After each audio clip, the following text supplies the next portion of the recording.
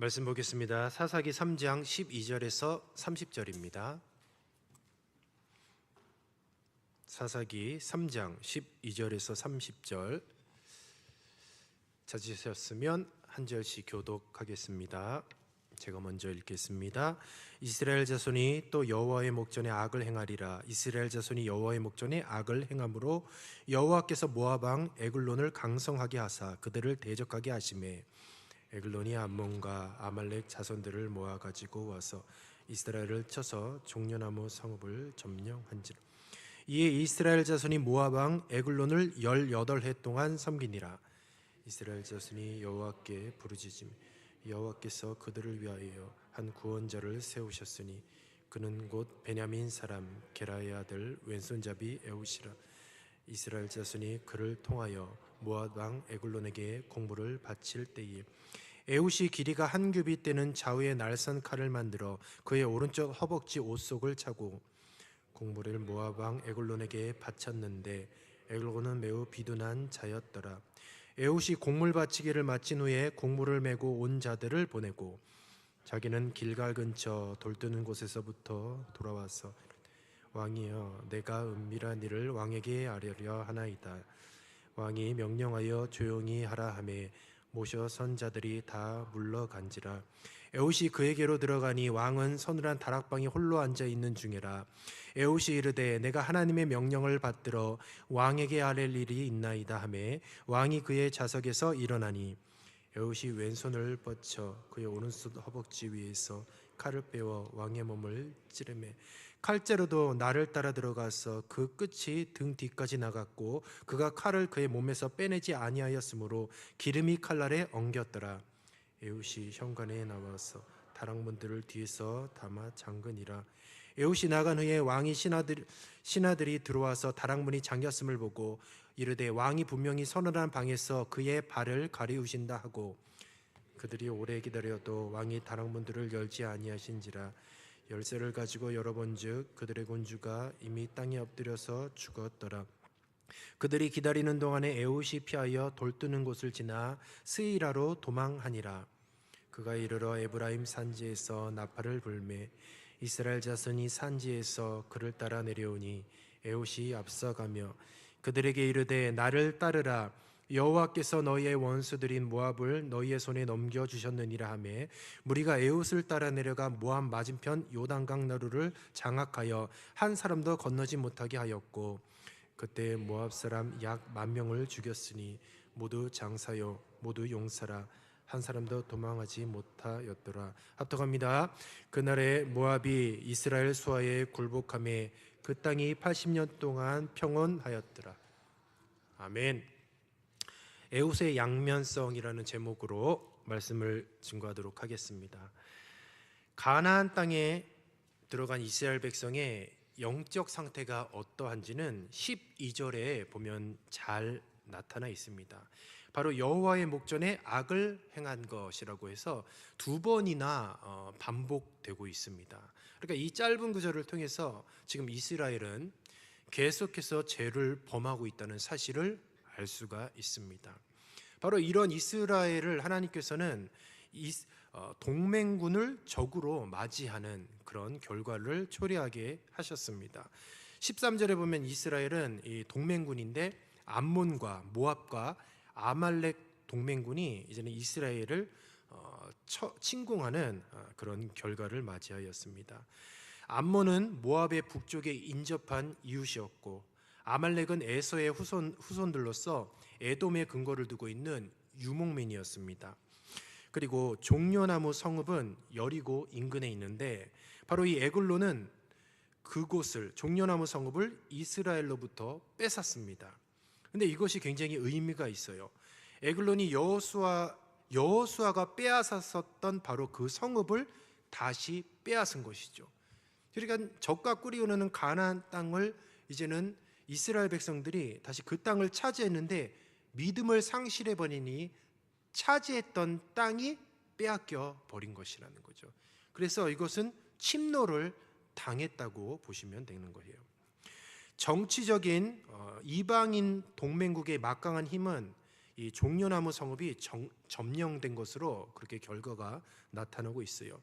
그런데 이런 정말 비극적인 결과를 12절 후반절에는 이렇게 설명을 하고 있습니다. 여호와께서 모압 왕 에글론을 강성하게 하사 그들을 대적하게 하시매라고 그렇게 말씀하고 있어요. 결국은 이 정치적인 동맹국의 막강한 힘이 아니라 여호와 하나님께서 이스라엘 백성들이 여호와의 목전에 악을 행했기 때문에 바로 모압 왕 에글론을 강성하게 하셨던 것이죠. 그래서 이 정치적 동맹의 막강한 힘과 하나님이 에글론을 강성하게 하신 일에는 분명한 상관관계가 있다는 것을 보여주고 있어요. 마찬가지죠. 우리도 어떠한 문제 앞에서 인생을 살다 보면 우리가 해결할 수 없는 그런 문제들을 직면하게 돼요. 그런 문제 앞에서 우리가 가장 먼저 생각해야 될 것은 무슨 사람을 의식할 것도 아니고 환경을 탓할 것도 아니에요. 나와 하나님 관계를 생각하면 되는 것이에요. 우리가 인생의 문제 앞에서, 그러니까 그 문제의 근본적인 원인이 무엇이냐? 100이면 100, 주님과의 관계의 삐그덕거림입니다. 주님 앞에 납작 엎드리고 회개할 때에 그 문제가 해결될 줄로 믿습니다. 그래서 우리가 인생의 많은 문제들을 직면할 때 자꾸 세상 방법으로 그 문제를 해결할 필요가 없어요. 근본적으로 하나님이 하시는 일입니다. 우리가 하나님과의 관계가 온전하다고 한다면 하나님께서 우리 인생에 복을 주시고 평탄케 하실 것이에요. 그러나 이스라엘을 괴롭혔던 이 암몬, 모압, 아말렉과 같은 이런 동맹국들이 사방으로 우겨쌈을 당하는 듯한 그런 환경 가운데 놓여 있다고 한다면 우리는 그때 깨달아야 돼요. 주님과의 관계가 무엇인가 문제가 있구나. 나의 죄 때문에 습관적으로 반복적으로 짓는 나의 죄, 하나님의 마음을 아프게 하고 주님과의 관계가 멀어짐에도 불구하고 그것을 인식하지 못하고 주님을 찾지 않고 회개하지 않았던 바로 그 죄로 인하여서 문제가 발생이 된 것이죠. 그래서 이 동맹국들의 침략은 이스라엘의 죄로 인해 하나님이 징계하신 것입니다. 우리는 어떤 문제에 있어서 그 해결책을, 근본적인 해결책을 찾아야 되는 거예요. 근데 생각보다 어렵지는 않습니다. 하나님과의 관계에서 찾으면 된다라는 겁니다. 오늘 이 본문 말씀은 두 번째 사사 에웃에 대한 말씀입니다. 온니엘 이후에 두 번째 사사인데, 이 에웃은 이스라엘 중에 가장 작은 지파이면서 사울이 나오게 될 베냐민 지파 사람이에요. 여리고는 베냐민 지파가 할당받은 땅 안에 들어가 있었습니다. 에웃은 사사로 소개되지 않고 구원자로 이렇게 소개되고 있습니다. 어쨌든 사사나 구원자나 같은 의미를 가지고 있어요.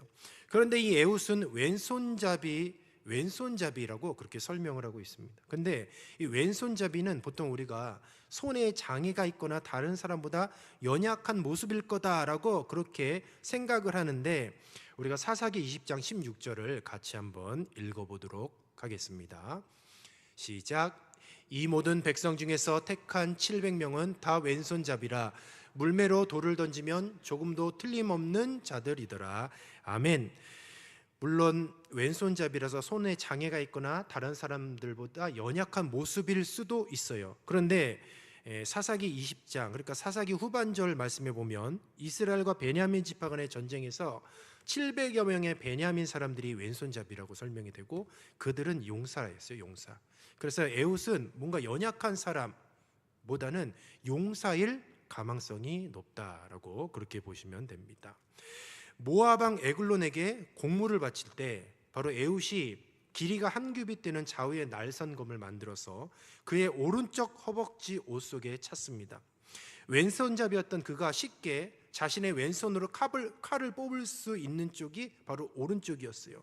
그리고 에글론에게 가기 위해서 보초들에게 들키지 않을 확률이 높습니다. 왜냐하면 보통 사람들은 오른손잡이고 칼은 왼쪽에 차기 때문이에요.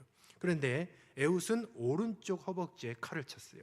그래서 보초들에게도 들키지 않고 무사히 에글론에게 갈 수가 있었어요. 그래서 에웃은 공물 바치기를 마친 후에 공물을 메고 온 자들을 보냅니다. 그리고 거기서 끝나는 것이 아니라 그 후에 또다시 에웃은 길갈 근처 돌 뜨는 곳으로 가요. 그리고 거기서 잠시 있다가 돌아옵니다. 그리고 왕에게 은밀한 일을 아뢰려고 한다라고 그렇게 이야기해요.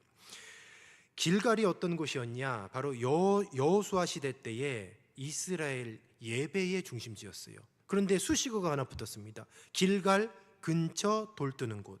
바로 이것이 무엇이냐? 바로 길갈이 예배의 중심지였는데 이제는 우상이 가득한 곳으로 변했어요. 왜냐하면 돌뜨는 곳이 무슨 의미냐? 우상을 새기다라는 의미를 갖고 있습니다. 그러니까 하나님께 예배했던 그 장소에서 이제는 우상을 만드는 돌뜨는 곳이 되어 버렸어요. 예배의 장소가 우상을 만드는 대표적인 곳이 되었던 것이죠. 그래서 이 모압 사람 에글론은 그 우상을 만드는 돌뜨는 장소에 대해서 어떤 신비로운 것을 생각하고 있었습니다. 근데 에훗이 길갈 근처 돌뜨는 곳에 의도적으로 들렸던 거죠. 그래서 에글론으로 하여금 뭔가 에훗이 비밀스럽고 신비로운 장소에서 무언가 하늘의 계시를 받고 하늘의 신령한 어떤 것을 전달할 것으로 생각하게 만들었던 것이죠. 그래서 에훗은 일부러 길갈 근처에 돌뜨는 곳에서 무엇인가 신비로운 어떤 계시를 받은 것처럼 꾸미고 이제는 속임수를 쓴 것이죠. 그래서 에글론에게 다가갔습니다. 그래서 19절 말씀을 우리가 한번 같이 읽어보도록 하겠습니다. 19절입니다. 자기는 길갈 근처 돌뜨는 곳에서부터 돌아와서 이르되 왕이여 내가 은밀한 일을 왕에게 아뢰려 하나이다 하니 왕이 명령하여 조용히 하라 하매 모셔선 자들이 다 물러간지라.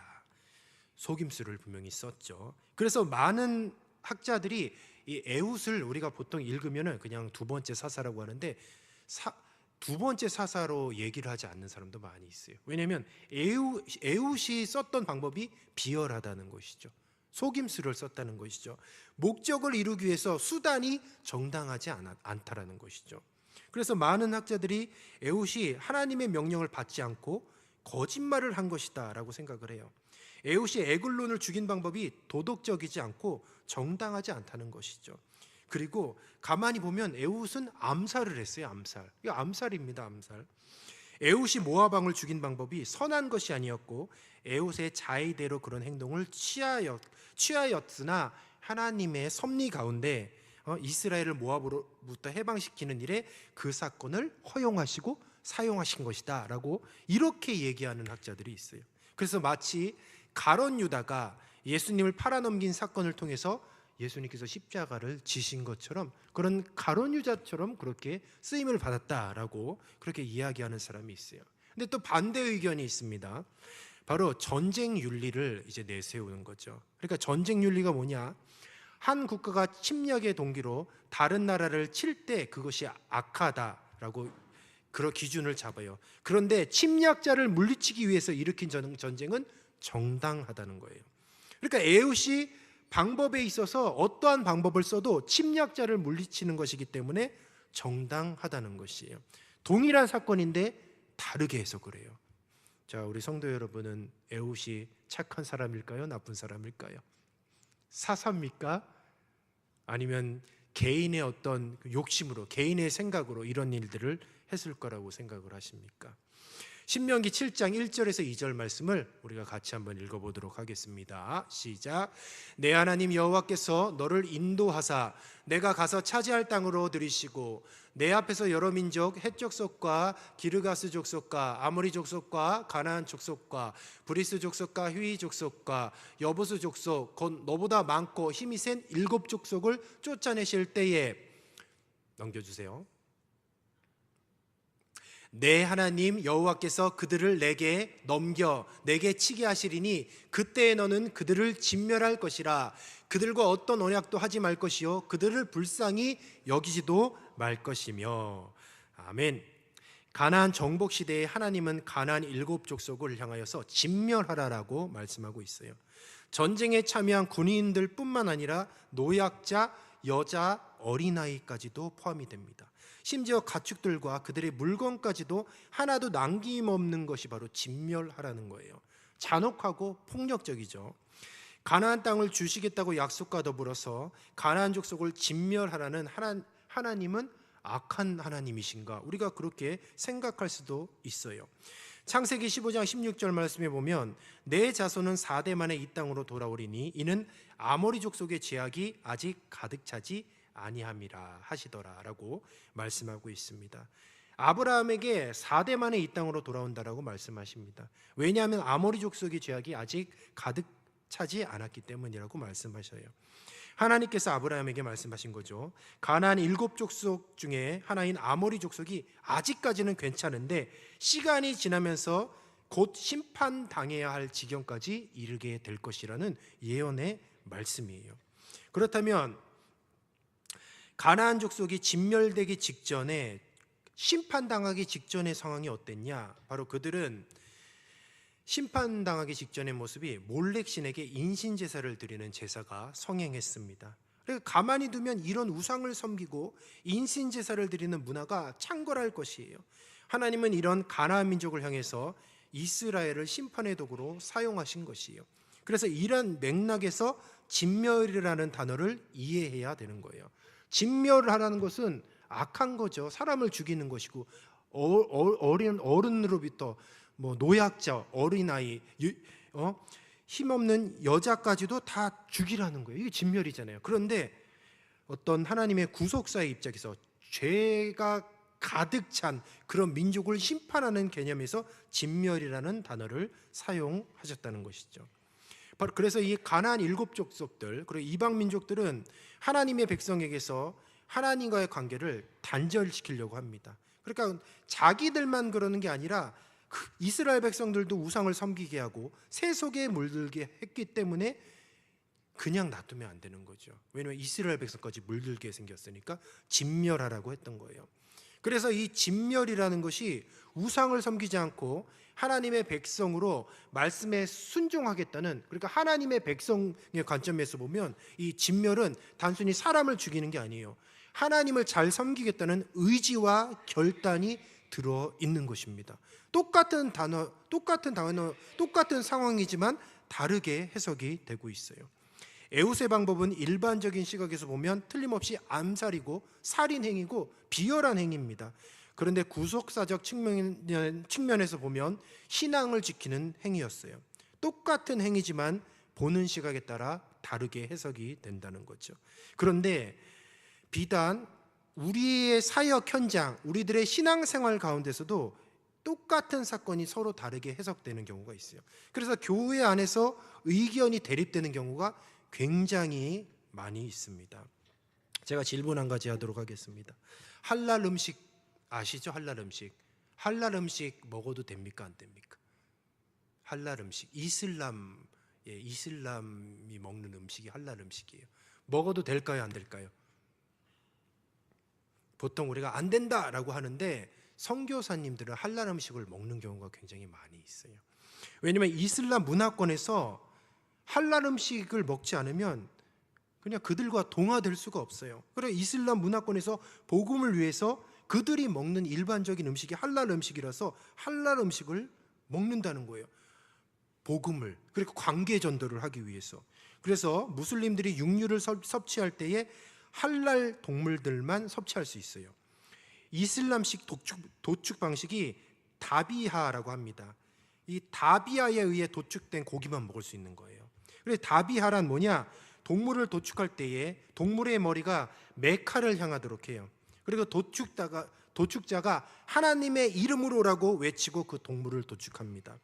도축자는 무슬림인이어야 되고 도축 전에 동물은 절대로 기절시켜서는 안 돼요. 몇 가지 법칙이 있어요. 그래서 할랄 식품이 되는 거죠. 할랄 식품 중에서 특히 육류는 신에게 바쳐진 음식보다는 그래서 이슬람 형식으로 도축된 고기라고 할 수 있습니다.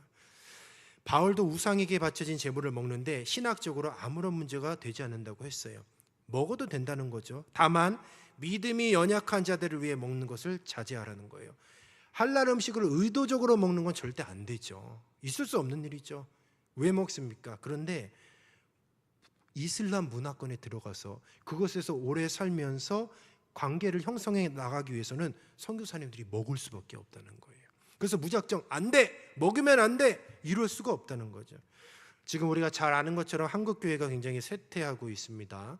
더 정확히 말하면 젊은 세대들이 떠나가고 있고 30대, 40대의 교회 이 세대들을 보러 교회의 약한 골이라고 그렇게 얘기를 하고 있어요. 유아부터 청소년들이 복음화율 2%, 그러니까 미전도 종독입니다. 그리고 각 대학가 근처에 무슬림 사원이 들어서고 있어요. 포교 활동을 하고 있습니다. 대학가를 중심으로. 최근에 어떤 유튜버는 무슬림 사원을 지으려고 땅 문서를 공개했어요. 그러니까 여러 곳에서 후원이 들어오고 있습니다. 지금 우리는 어떠한 시대에 살고 있느냐? 바로 다음 세대들이 다 떠나가고 있는, 그리고 교회가 쇠퇴하고 있는 특별한 상황 가운데 우리가 살고 있어요. 그런데 이러한 상황 가운데 우리가 기존의 신앙의 모습을 고집한다고 한다면 이것이 과연 옳은 것일까를 생각해 볼 필요가 있어요. 이것이 무엇이냐? 20년 전에 교회에서 어떤 한 교회가 이런 일이 있었습니다. 우리 교회 안에 카페를 만들겠습니다. 20년 전에. 그때 난리 났었어요. 말세라고 얘기했습니다. 주님 오시겠네 했는데 지금 보시죠. 20년이 지난 후에 교회에 카페 있는 교회가 많아요. 그때는 말도 안 됐었거든요. 어떻게 거룩한 교회 성전에 카페를 만들 수 있어서 거기서 커피랑 이런 걸 팔 수가 있느냐? 교회가 다방이냐? 이러면서 엄청나게 그 첫 번째 교회에 카페를 만든 목사님은요, 집중 포화당해서 집중 포화. 그런데 지금 보십시오. 교회에 카페 다 만들고 있어요. 그래서 버젓이 커피도 팔고 뭐도 팔고 다 하고 있습니다. 계속 문화가 바뀌면서 상황이 바뀌는 거죠. 교회에 흡연실 지어도 되나요, 안 되나요? 예전에 제가 한번 거론을 했었던 것 같으니까. 주일날 절대로 돈을 쓰면 안 됩니다. 뭐 이런 얘기도 있죠. 주일날 돈 쓰는 것에 대해서 어떻게 생각하십니까? 교회에서 CCM 부르면 되나요, 안 되나요? 찬송가만 불러야 될까요? 최근에 이 CCM 중에서 혼자 걷지 않을 거예요 라는 그런 CCM이라는 곡이 있습니다. 이 곡이 논란이 됐어요. 왜냐하면 CCM인데 거기에 예수님이란 단어가 없어요. 그리고 하나님이란 단어도 없습니다. 한번 가사를 한번 볼게요. 가사를 한번 살펴보겠습니다. 자, 가사가 이렇습니다. 그대 폭풍 속을 걷고 있을 때, 비바람을 마주해야 할 때, 불빛조차 보이지 않아도 그대 혼자 걷지 않을 거예요. 두려움 앞에서 하늘을 보아요. 외로운 그대여 걱정 마요. 꿈꾸는 그 길을 또 걷고 걸어요. 그대 혼자 걷지 않을 거예요. 그대 폭풍 속을 걷고 있을 때, 비바람을 마주해야 할 때 불빛조차 보이지 않아요. 자, 이런 제목입니다. 이게 CCM이에요. 자, 이 내용의 가사의 곡을 예배 때 부르면 되나요, 안 되나요? 자신 있게 예배해 보십시오.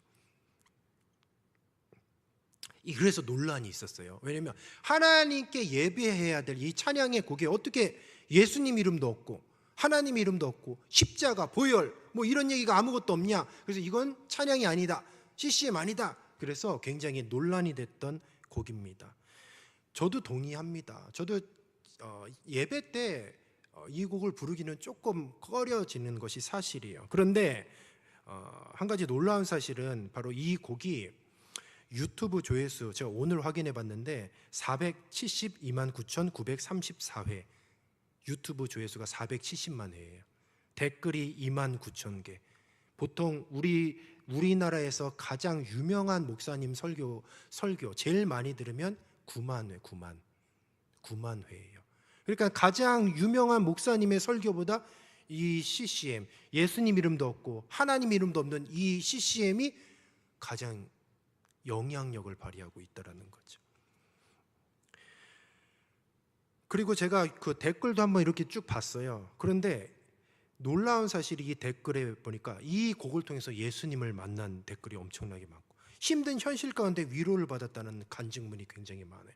그리고 이 곡을 통해서 내가 교회를 가야 되겠다라고 그렇게 생각하는 사람들이 굉장히 많았어요. 댓글이 2만 9천 개 달렸어요. 다 읽지도 못해요. 너무 많아서.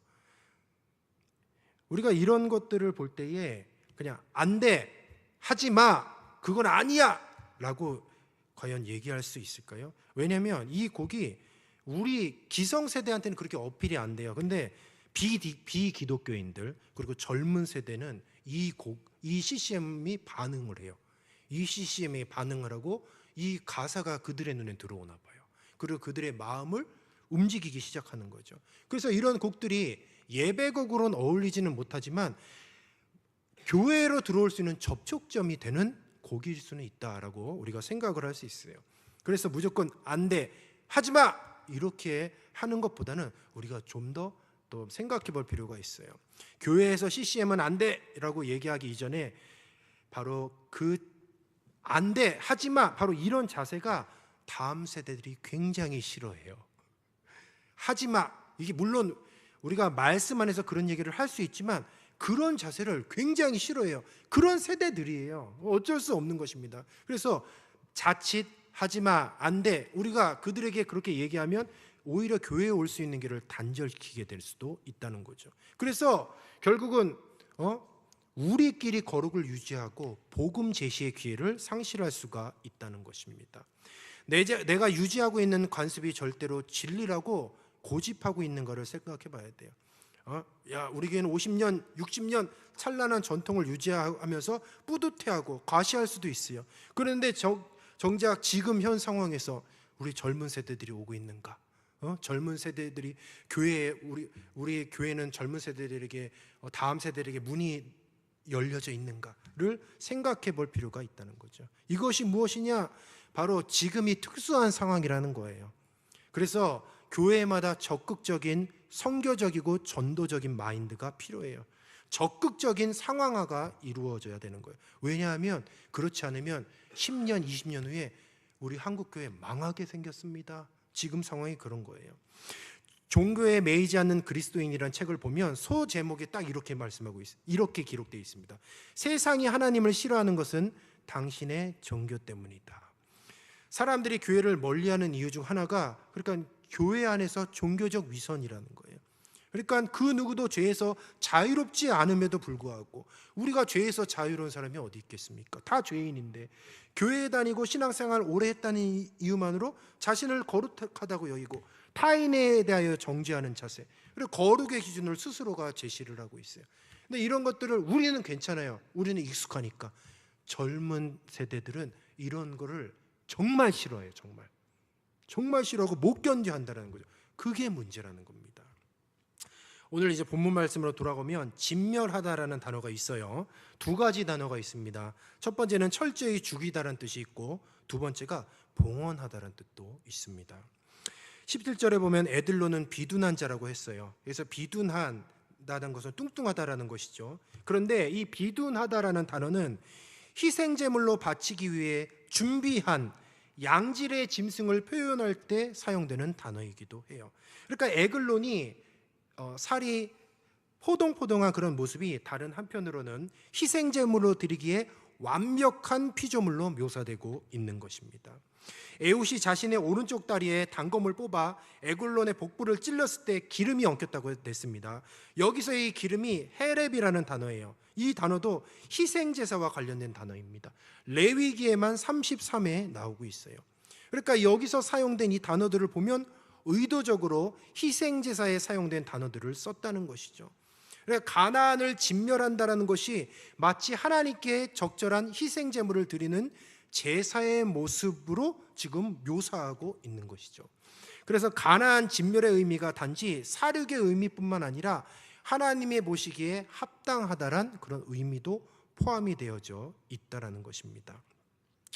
무엇이 합당하냐? 바로 하나님의 백성을 현혹하고 우상을 섬기게 하고 몰렉에게 인신제사를 해서 어린 생명을 처참하게 사륙했던 죄에 대해서 진멸의 형벌로 적절하다라는 것입니다.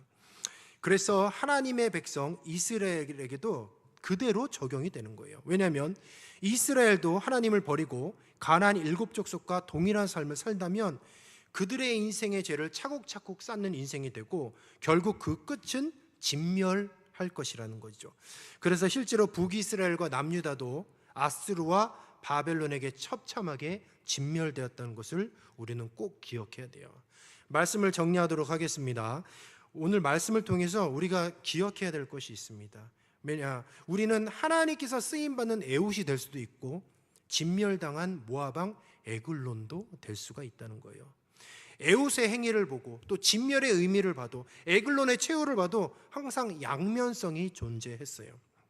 우리는 심판받기에 적절한 인생이 아니라 복받기에 합당한 인생을 살아야 할 줄로 믿습니다. 사랑하는 우리 성도 여러분, 우리가 사는 시는 문화 격변의 시대예요. 이런 시대에 복음을 알지 못하는 새로운 세대에게 우리가 기존의 전통의 방식을 고수한다고 한다면 고립되고 사라질 수밖에 없어요. 그런데 이 시대에 우리가 에웃으로서 그리스도인의 정체성을 가지고 복음의 진리를 다양한 시대의 새로운 문화 속에서 우리가 지혜롭게 전파해 나가야 되는 것이죠. 그래서 무작정 안 돼, 하지 마 이렇게 얘기하기 이전에 좀 소통을 하고, 그리고 이야기를 듣고, 그것이 왜 안 되는지 좀 차근차근, 이렇게 너무 세게 이렇게 얘기하기 전에 좀 부드럽게 얘기를 하고 이렇게 소통을 하여서 오히려 이 위기를 복음의 기회로 삼는 그런 지혜로운 신앙 공동체가 되기를 주님의 이름으로 소원합니다. 그렇게 된다면 우리 동원교회의 미래가 밝을 것이고 우리 믿음의 다음 세대들의 부흥의 세대가 될 줄로 믿습니다. 기도하겠습니다. 생명의 주님, 참으로 감사합니다. 교회가 부흥이 되지 않는 이 시대, 한국교회가 무너지고 있는 이 시대에 다음 세대들이 전도 종독이 되는 이 어렵고 힘든 시기에 우리는 하나님의 지혜가 필요합니다. 주님의 십자가의 복음을 사수하게 하여 주시고 그 십자가의 복음이 변질되지 않게 하옵소서. 그러나 여러 가지 다양한 문화 속에서, 다양한 삶의 방식 속에서 우리가 복음의 전도의 문을 활짝 열게 하여 주시고 문턱이 낮게 하여 주셔서 믿음의 다음 세대들이 복음이 활발히 이루어질 수 있는, 믿음의 다음 세대들이 부흥되어지는 동원교회가 되게 하옵소서. 이를 위하여서 우리가 전통만 내세우고 우리의 기득권만 내세우는 것이 아니라 먼저 섬기는 성숙된 모습을 보이게 하여 주시고 예수님의 성품, 예수님의 사랑으로 우리의 귀한 세대들을 섬겨 주님 오시는 그날까지 이 믿음의 신앙 공동체가 든든히 서갈 수 있도록 복 내려 주시옵소서. 전도가 안 되는 이때 전도가 되게 하여 주시고 부흥이 안 될 때 부흥 되게 하여 주시옵소서. 날마다 부흥 발전되어서 많은 생명으로 주님 앞에 영광 올려드리는 풍성한 열매를 맺는 잘했다 충성된 종아 칭찬받는 교회가 될 수 있도록 복 내려 주시옵소서. 감사하며 예수님의 이름으로 기도드리옵나이다. 아멘.